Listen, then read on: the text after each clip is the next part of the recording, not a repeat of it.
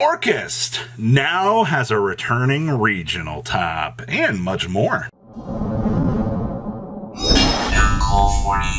Make sure you guys smash the living crap out of that subscribe button so you guys don't miss out on more Austria. We have your top 8 regional breakdown out here for Austria, and this is actually super exciting to see. Labyrinth had the highest representation out of this event. I just want to preface this and say this is all pre-transaction rollback, all right? Like, transaction rollback is the crazy new exciting thing that's coming here.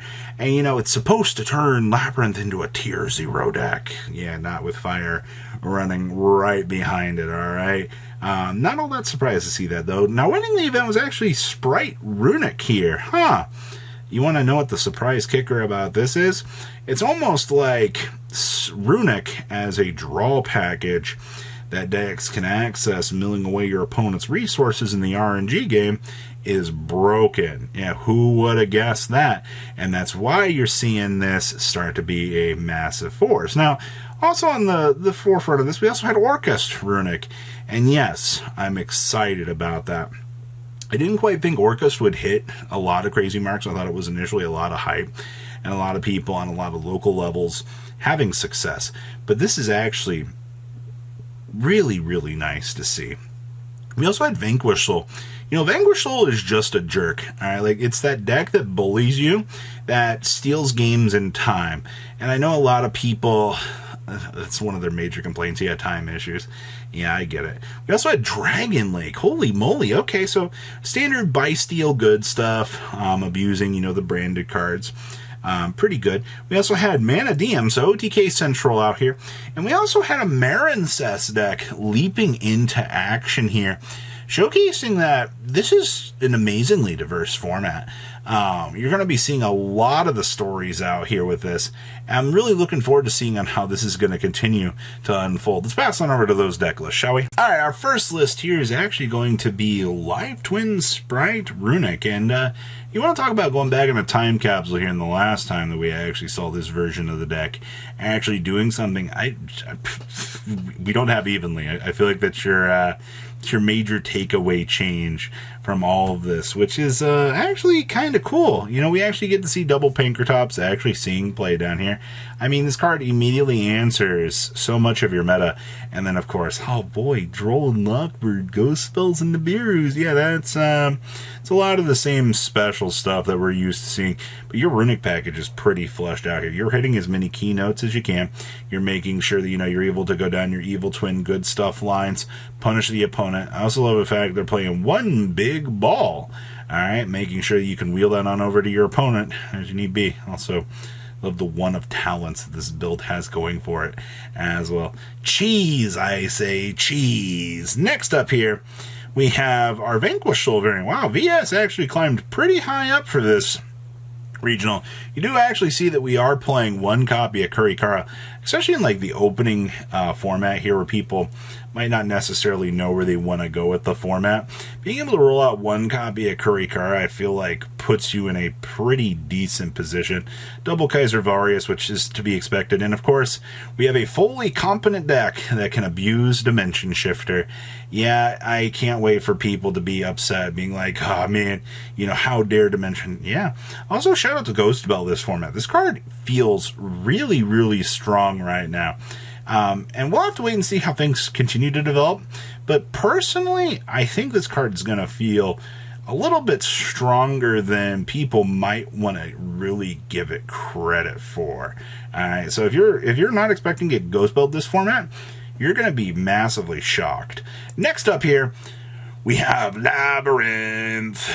We've seen, at least I've been seeing a lot of Ice Dragons prisons kind of starting to come on out of the thing here, because not only do you get an immediate, you know, rip something out of your opponent's graveyard, you know, you can also spot removal a more troublesome card as long as, you know, things line up in your favor.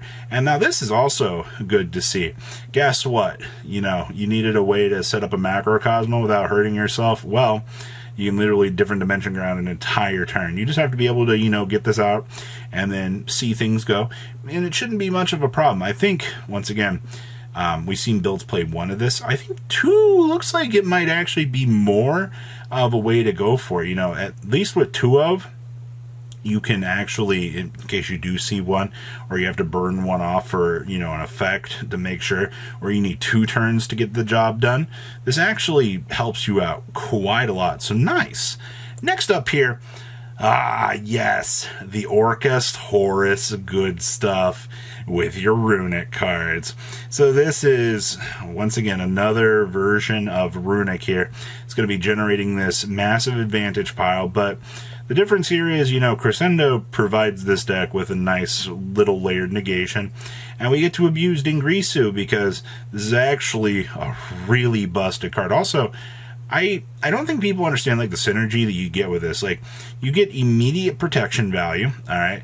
You get, you know, with the Horus package here, you're going to get some free draw power, so Giant Trainer's going to suddenly start feeding you on in to all this little extra value for this deck. And you're putting this pressure on your opponent now that they're not necessarily going to be able to answer. So I think that's a lot of consideration and things that you need to think about when looking at this deck for the value that it gets. Very, very good. Triple tack talents. Oof. Next up here, we have our Marincess duelist actually doing amazingly well. I didn't think the Marincess would be the first thing that we immediately think of when we start to look on into this format here, but you know what? I'll take it. Also, only one Marincess wave. Honestly, wave kind of does not feel really good anymore. If anything, this feels more like a brick along the way. You do see that this build is, you know, citing the additional copy if need be. And once again, how many decks did we see bringing in Ghost Bells this format?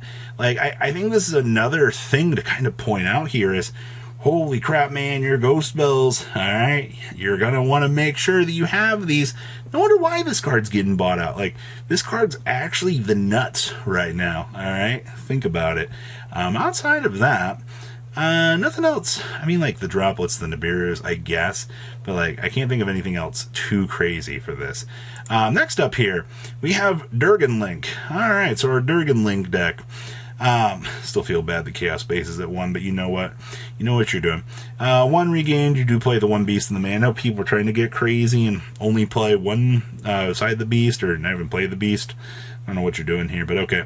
We do see the one of Noctavision. We were feeling spicy today. Okay. We are doing the imperms. So what our hand traps are the triple Ash, the triple Veiler, and your triple imperm. So you're pretty much 9 hand traps on 42 cards. But I mean, post side decking, you bring in Drolls, you bring in Bells. See, we also have Pancratopsis for immediate spot removal, and we also have thrust options as well. Extra deck, incredibly standard for what you're expecting here. We also bring in the 1 evenly to thrust on into this. Yeah, this is honestly pretty standard. I guess Dragon Link still doing its thing. Okay. Next up here is Manadium, aka Gas Central. And the first thing I see here is we are playing the Realm of Eulogy. Alright, so this is your nice little one-of that kind of gives you a little bit of fun little good stuff. We're playing 5 field spells, actually 7 field spells. Talk about field spell gas rotation in the deck. I do see that we are side decking the reframing.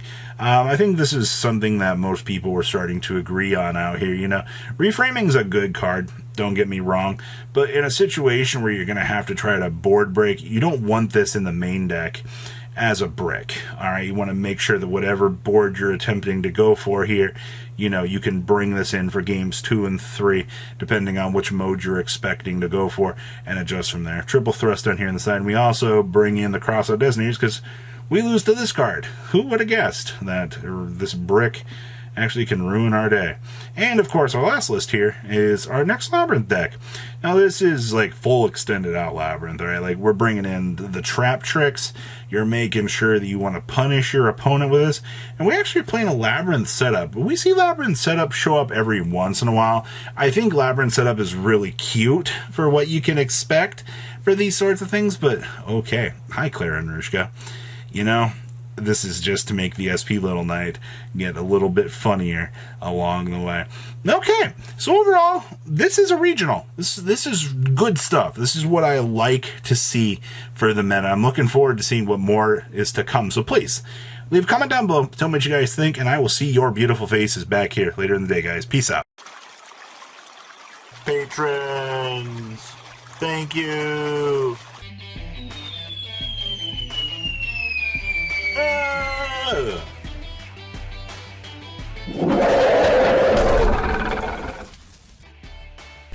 Thank you so much for watching. Check out these other videos.